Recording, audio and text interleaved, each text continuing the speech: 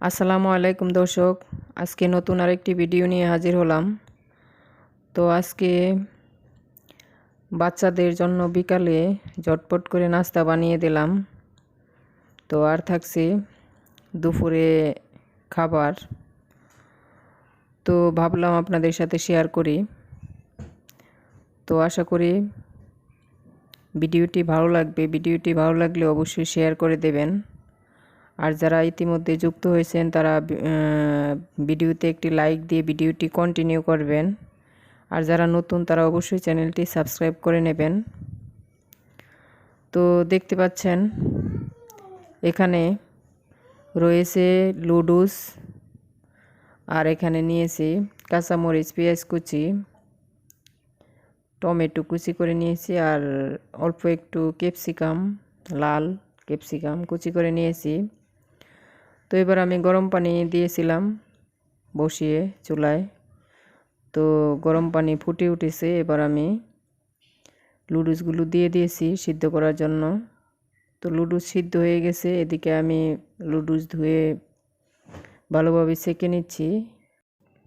এদিকে মরিচ পেঁয়াজগুলো আমি তেলে দিয়ে দিয়েছি। তো এগুলো সফট হয়ে গেছে, এবার আমি সেঁকে রাখা লুডুসগুলো দিয়ে দিচ্ছি। তো এখানে আমি লুডুসের মশলাও দিয়ে দিয়েছিলাম, তো সামান্য পরিমাণ লবণও দিয়ে দিয়েছি। তো এই তো আমার নুডলস রান্না কমপ্লিট। বাচ্চারা খাইতেছে, তো এরা বলতেছে খুবই নাকি মজা হয়েছে। তো এদিকে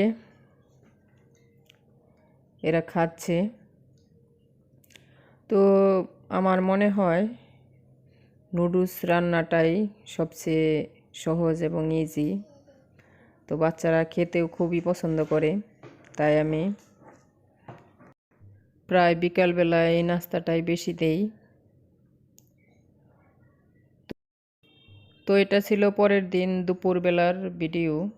তো দুপুরে বাচ্চারা খাবার খাচ্ছে। তো এখানে রয়েছে মাছ ভাজি, ডিম ভুনা, সাথে টমেটো আর সাদা ভাত।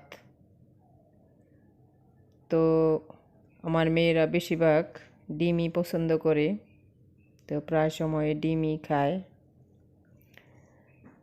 তো দেখতে পাচ্ছেন, তো এরা খুবই মজা করে খাচ্ছে।